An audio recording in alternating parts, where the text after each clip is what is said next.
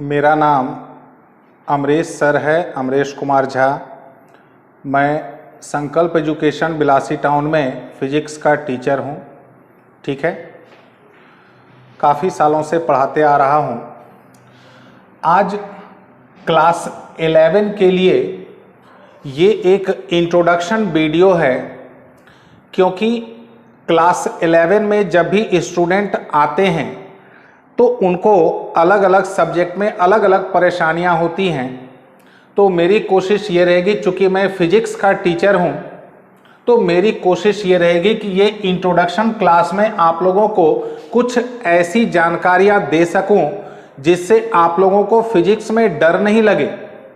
ठीक है, क्योंकि फिजिक्स साइंस का एक बहुत ही महत्वपूर्ण हिस्सा होता है। जैसा आप लोग जानते हैं, होता क्या है, हम लोग क्लास 10 लेवल तक जो भी पढ़ते हैं फिजिक्स को, क्लास 10 लेवल तक हम लोग फिजिक्स को जो भी पढ़ते हैं वो ज़्यादातर रटने पर आधारित होता है। हम लोग डेफिनेशंस को, परिभाषाओं को हम लोग रट जाते हैं।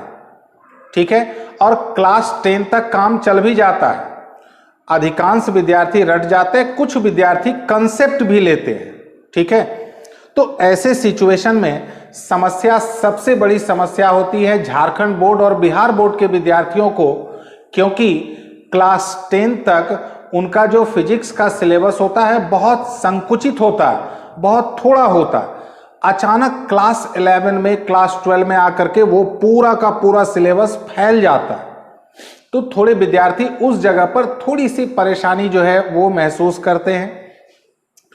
चूंकि ये मेरा क्लास 11 फिजिक्स से रिलेटेड फर्स्ट इंट्रोडक्शन वीडियो है, तो इसमें मेरी कोशिश ये रहेगी कि मैं ऐसे ऐसे आप लोगों को सुझाव दे दूं। सुझाव, मेरा काम है सुझाव देना एज ए टीचर।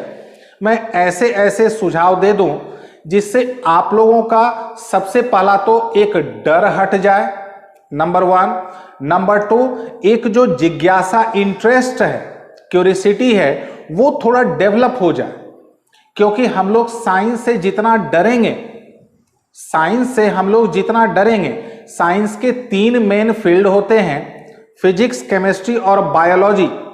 साइंस के ये 3 मेन फील्ड होते हैं, और भी होते हैं, लेकिन क्लास 11 के लेवल पर मेन ये 3 फील्ड होते हैं। तो मेरा ये कहना है कि आप लोग फिजिक्स या साइंस के किसी भी ब्रांच से जितना डरेंगे, साइंस आप लोगों को उतना ही डराएगा। तो सबसे पहला मेरा जो अपना जो विचार है कि आप लोग सबसे पहले उस डर को निकाल दें। ठीक है, जैसे बहुत विद्यार्थी क्या होता है ना, मैथमेटिक्स से डरते हैं। मैथमेटिक्स ऐसे है, बहुत भारी है, ये है, वो है। अगर आप जितना किसी भी विषय से जितना आप डरेंगे, यकीन मानिए, मेरा ऐसा अपना भी अनुभव रहा है, आप किसी भी विषय से जितना डरेंगे वो आपको उतना ही डराएगा।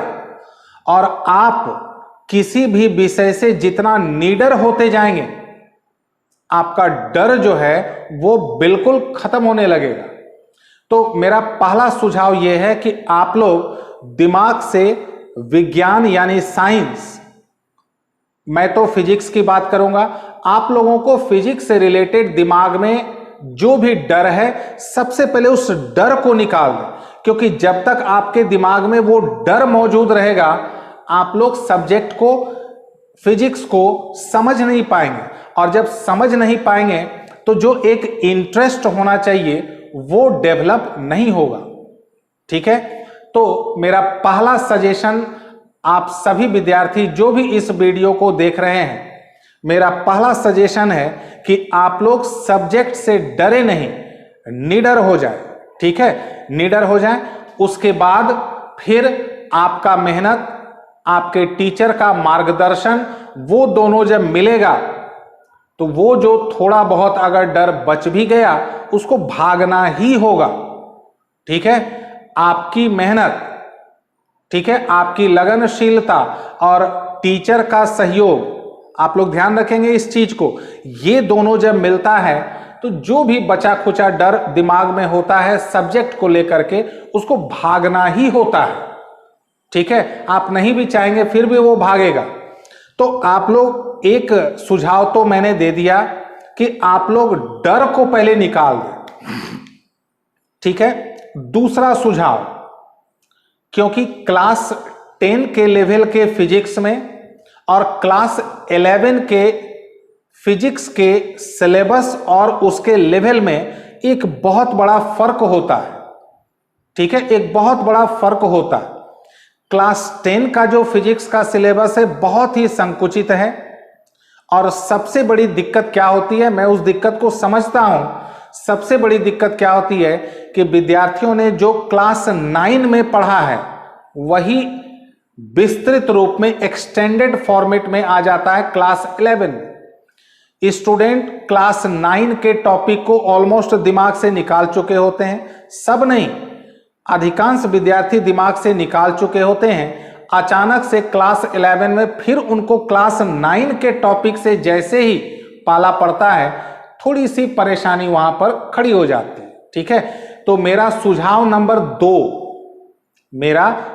नंबर 2, आप लोग क्लास 11 के फिजिक्स के सिलेबस पर उतरने से पहले अगर संभव हो, ध्यान रखेंगे, अगर संभव हो और आपके पास अगर क्लास 9 की अगर किताबें अगर मौजूद है, आप एक बार उनको जितना जल्दी से जल्दी हो सके एक बार रिवाइज कर लें। ज्यादा मैं उसको पूरी तैयारी करने नहीं कर रहा, एक बार आप उसको केवल रिवाइज कर लें, खाली रीडिंग भी मार लें। रीडिंग भी मारने में टेंशन लगे, एक बार आप चैप्टर्स को भी खाली देख लें, कौन कौन सा चैप्टर है क्या है।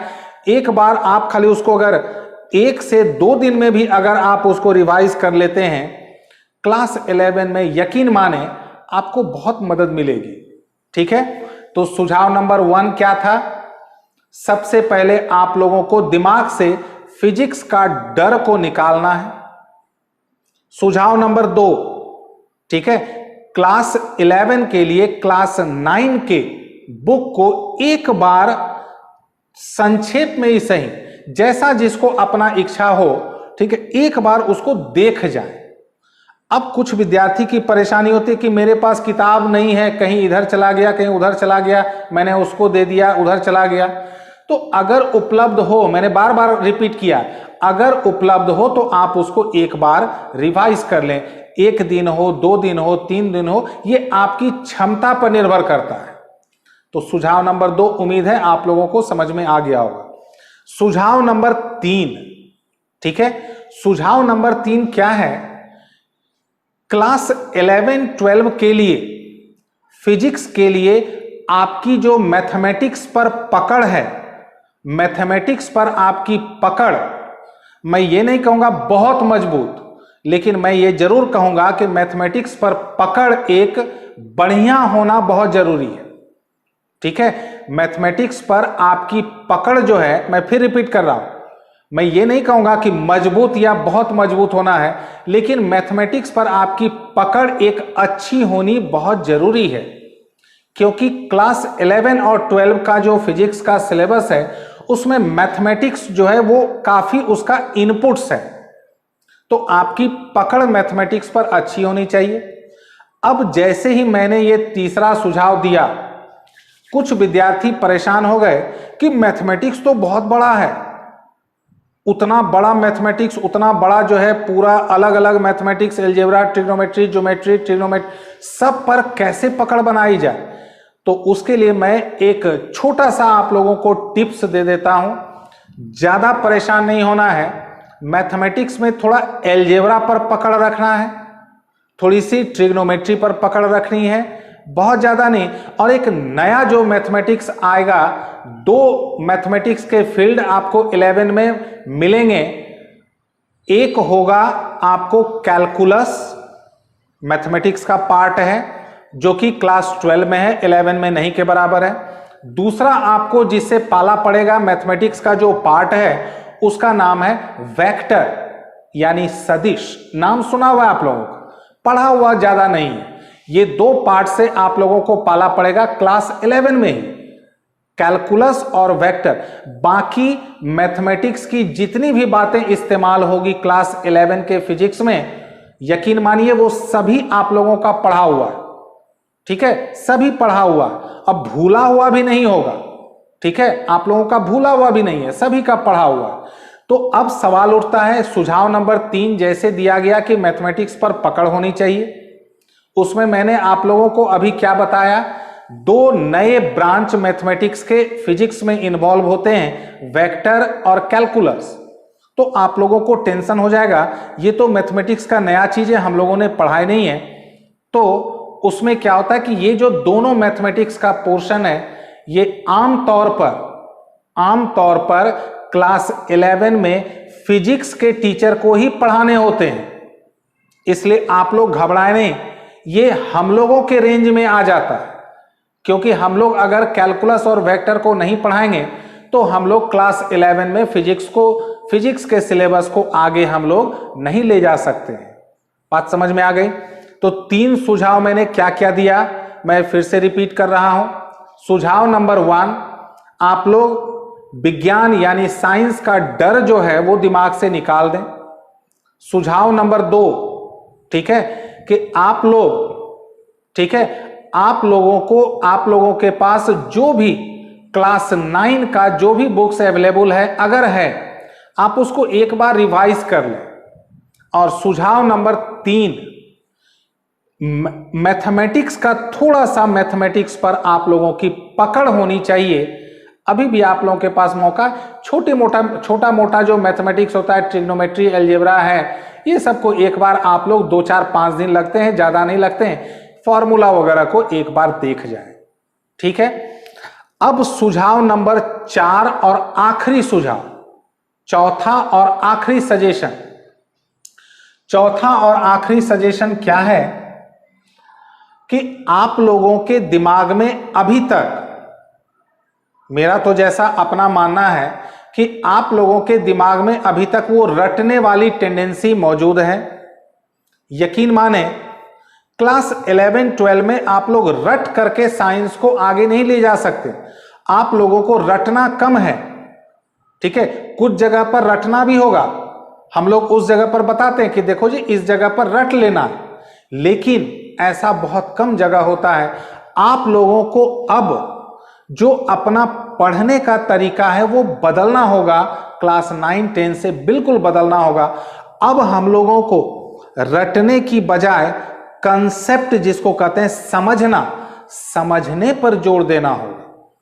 क्योंकि मैं फिर आप लोगों को एक बात अलर्ट कर दूं कि हम लोग क्लास 11-12 को रट करके साइंस को हम लोग नहीं जो है आगे बढ़ा सकते हैं, समझना बहुत जरूरी है।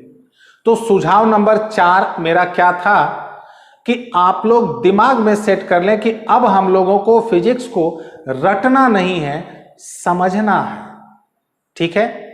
और ये तो 4 मेरे तरफ से, देखिए होता क्या ना कि हर एक टीचर का अपना अपना तरीका होता है, अपना अपना सुझाव होता है। ये जो मैंने 4 सुझाव दिया ये मेरे अपने विचार हैं, ये मेरा अपना सुझाव है, जरूरी नहीं है कि दूसरे टीचर से भी ये सुझाव मिल जाए, ठीक है, ये मेरा अपना सुझाव है। और चूंकि मैं लगभग 25 सालों से पढ़ा रहा हूं तो मेरा जो अपना अनुभव है उस अनुभव को मैं आप लोगों से शेयर कर रहा हूं, ठीक है। अब 1-2 और खास बात, आप लोगों में फिजिक्स को पढ़ना है, लिखने की क्षमता होनी चाहिए, ठीक है, लिखना भी बहुत पड़ता है। क्लास 11-12 में फिजिक्स में लिखना भी है, मैथमेटिक्स भी है, डायग्राम भी है, यानी चित्र भी बनाना है। तो आप लोग ज्यादा परेशान नहीं हो, मेरा काम है बस अलर्ट कर देना, ठीक है, आगाह कर देना, अलर्ट कर देना, ताकि आप लोग मानसिक तौर पर क्या हो उस अनुसार तैयार हो जाए। बात समझ में आ गया? अब क्लास 11 से रिलेटेड इंट्रोडक्शन तो ये था। अब मेरा जो नेक्स्ट वीडियो आएगा क्लास 11 से रिलेटेड, वो आएगा सिलेबस प्लानिंग, एग्जाम प्लानिंग, इन दोनों से रिलेटेड मेरा नेक्स्ट वीडियो आएगा। क्लास 11 में अभी वीडियो की लंबाई थोड़ी कम रहेगी। कुछ दिन के बाद YouTube पर तो मेरे 11 के वीडियो आते रहेंगे, लेकिन जो संकल्प से जुड़ना चाहेंगे उनको एक सॉफ्टवेयर के थ्रू आना होगा, जिसकी चर्चा हम लोग 1 से 2 दिनों में हम लोग कर लेंगे। ठीक है, तो उम्मीद करता हूं आप लोग सब अपने अपने घरों में स्वस्थ होंगे, 100 परिवार 100 कुशल होंगे। ठीक है, और अपनी पढ़ाई के रिदम को, यानी जो पढ़ाई का जो एक श्रृंखला थी, जो आप लोगों ने मैट्रिक का एग्जाम दिया, 10th बोर्ड दिया, उसके बाद आप लोगों की पढ़ाई जो भी 3-4 महीने रुक गई, 2-3 महीने रुक गई, थोड़ा माहौल भी हम लोगों के खिलाफ हो गया, सबों के खिलाफ हो गया। आप लोग अब एक नई ऊर्जा के साथ, नए जोश के साथ, नए उत्साह के साथ उसको चालू करेंगे। ठीक है, तब तक के लिए सबों को गुड नाइट।